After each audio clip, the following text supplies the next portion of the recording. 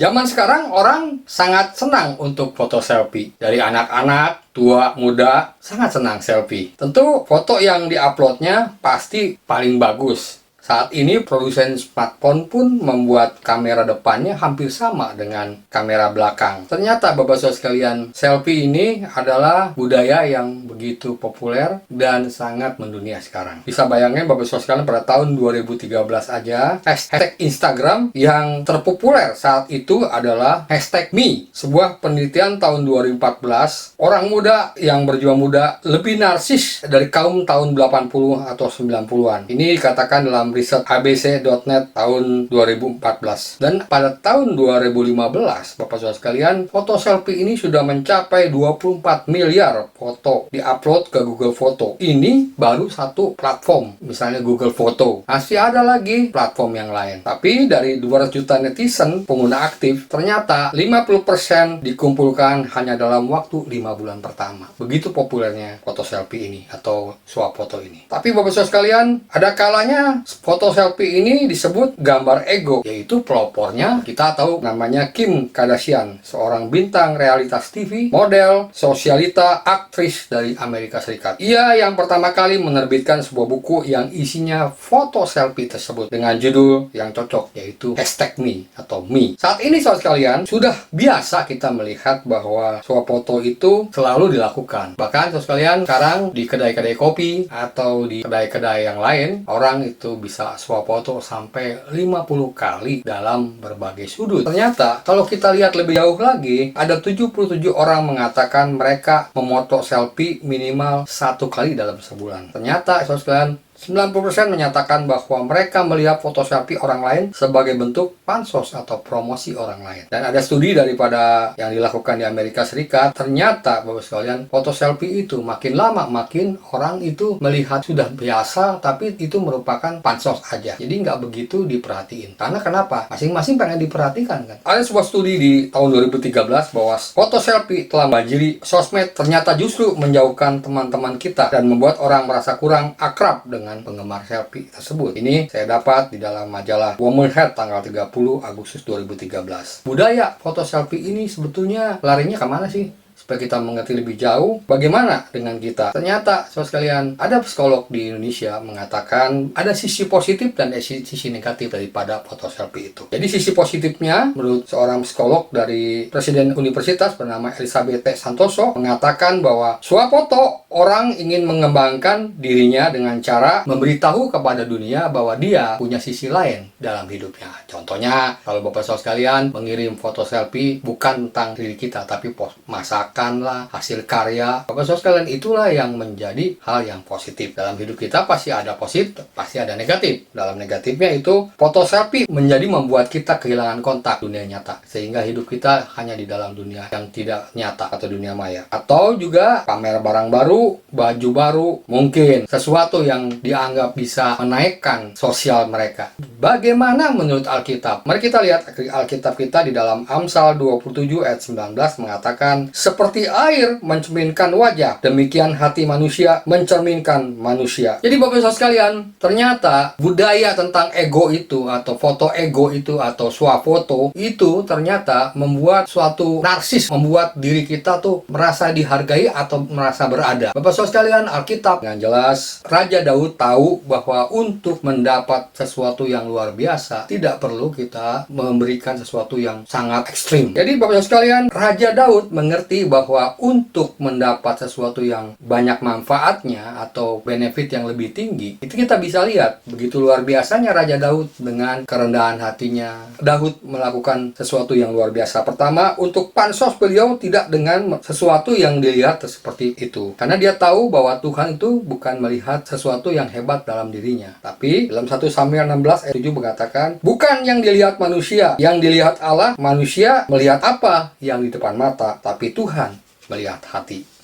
Jadi Bapak Saudara sekalian, dengan jelas bahwa kalau kita bandingkan antara Raja Daud dengan Kim Kardashian, luar biasa kan? Pada saat ini kita selalu melihat Kim Kardashian adalah orang yang sukses, yang luar biasa, bisa melewati krisis yang hebat pada saat ini. Coba bisa bayangkan Bapak sekalian, dengan hanya menerbitkan majalah Me yang berisi tentang foto-foto selfie, mengejutkan dunia. Sehingga hanya dalam waktu 5 menit dia meraup 5 juta dolar. Kenapa saya katakan begitu luar biasa? Jelas, dia mempunyai followersnya hampir 300 juta. Jadi bisa bayangkan ketika dia foto selfie atau buat buku, dan buku itu dirilis hanya dalam 5 menit 5 juta dolar. Dan kalau mau tahu Bapak Ibu sekalian, sebetulnya kekayaan daripada Kim Kardashian berapa sih? Kim Kardashian memiliki kekayaan pada tahun 2021 ini ditulis mencapai 1 miliar dolar atau 14,4 triliun rupiah. Pertanyaannya, kalau Raja Daud yang rendah hati, yang begitu melihat sesuatu itu berasal dari Tuhan, apa yang Daud lakukan sehingga Daud begitu luar biasa mendominasi di dalam kitab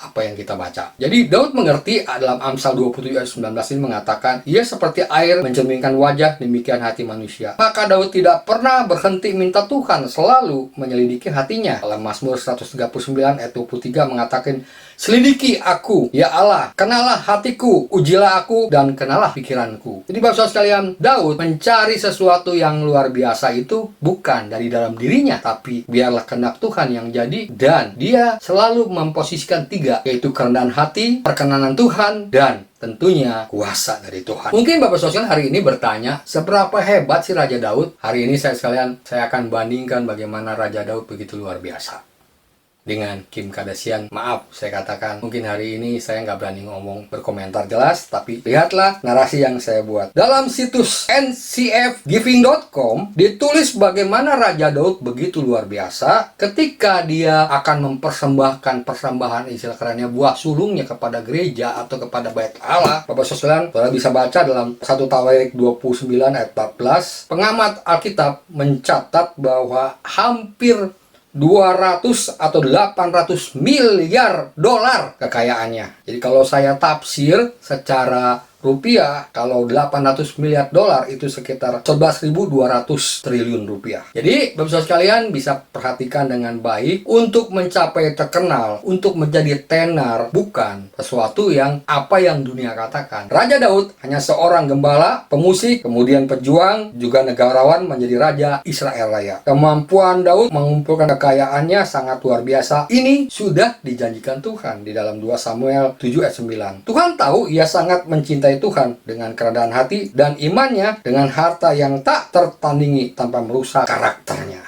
Pagi ini saya tidak mau membandingkan peer-to-peer atau langsung dengan Kim Kardashian. Kim Kardashian memang dikenal sebagai seorang yang sangat sukses, bahkan mungkin secara hitungan artis. Dia adalah artis terkaya wanita karena keluarganya dia selalu mengumpulkan dari hal-hal yang luar biasa mendahului kita. 2014 dia memulai dengan suatu bisnis yang berdasarkan dari selfie-nya, dari sesuatu yang berjiwa medsos. Dan saat ini dia menjadi ratu medsos sedunia. Saya perkirakan sekarang sudah hampir 400 juta lebih followersnya. Setiap apa yang dia buat itu followersnya langsung beli. Dan saya mendengar ya, senang Kim Kardashian karena Kim Kardashian punya viewersnya itu, Bapak Saudara sekalian, atau followers di Instagramnya 300 juta lebih. Artinya Saudara sekalian, kalau saudara bisa bayangkan, Kim Kardashian pada waktu dia menjual tas channel aja, dia dikasih satu tas channel yang harga 3 miliar. Saudara tahu yang membeli di mana? Kebanyakannya orang Asia. Jadi Bapak Saudara sekalian bisa bayangkan, berarti followersnya itu yang 300 juta itu rata-rata orang Asia. Bisa bayangkan Bapak sekalian bagaimana gara-gara selfie menghipnotis dunia. Tapi pagi ini Bapak sekalian, mari kita belajar dihipnotis oleh Raja Daud. Raja Daud yang punya iman, yang punya rendah hati, dan selalu mau hatinya dikoreksi oleh Tuhan. Setiap saat dia menghargai kuasa Tuhan, dan dia tahu bahwa kekayaan datangnya bukan daripada ketenaran kehidupannya, tapi iman dan perbuatan hidupnya kepada Tuhan. Kalau saya bikin kesimpulan bahwa setiap kemampuan yang Anda dan saya miliki atau kekuatan berpikir Anda dalam ucapan, pikiran, dan perasaan diberikan untuk Tuhan, menyebabkan Daud tahu bahwa dengan memberikan sesuatu yang terbaik untuk Tuhan, maka hidupnya pun bukan hanya secara materi diberikan berkat, tapi karakternya pun makin berkembang. Apa yang saudara mau cari di dunia ini? Kita selalu mendengar lagu cari apa di dalam dunia. Bapak sekalian, sekarang kita sadar bahwa yang dicari bukan uang. uang, karena di dalam kehidupan kita yang kita cari adalah sumber daripada uang tersebut. Jadi Raja Daud mengerti itu dengan jelas, dan Raja Daud menjalankan dengan ajaib. Kenapa Raja Daud sebagai raja yang berkenan di hati Tuhan? Karena karakter dan cara berpikirnya adalah menjiwai apa yang dilakukan oleh firman Tuhan, dan firman Tuhan itu menjadi kehidupannya. Bapak Saudara sekalian, pagi ini kita akan melihat bagaimana Tuhan bekerja dengan ajaib. Apabila Tuhan mau bekerja dengan ajaib, bagaimana caranya? Sebagaimana kita kalau mempelajari suatu sistem atau komputer, sebelum komputer itu bisa kita buat dengan demikian luar biasa, tentu kita harus mempelajari bagaimana cara kerja komputer. Kalau saudara hari ini mau diberkati, kalau saudara hari ini mau jadi luar biasa dari Tuhanlah, pelajarilah bagaimana kuasa Tuhan bekerja. Bukan bagaimana kita bekerja supaya Tuhan ikut dengan kuasa kita, tapi hari ini biarlah kuasa Tuhan bekerja dengan ajaib. Amin. Buat firman Tuhan, biarlah firman Tuhan memberkati hati kita pagi ini. Mari kita berdoa. Kami percaya kuasa Engkau sangat luar biasa, dan kami percaya juga kuasa Engkau begitu ajaib, sehingga kami tahu Tuhan, di tengah-tengah kami kebimbangan, di tengah-tengah kami sesuatu yang mungkin hati kami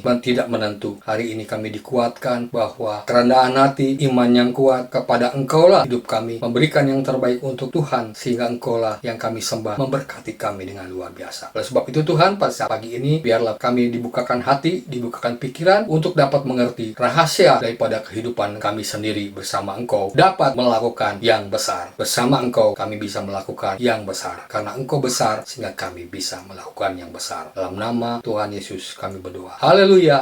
Amin.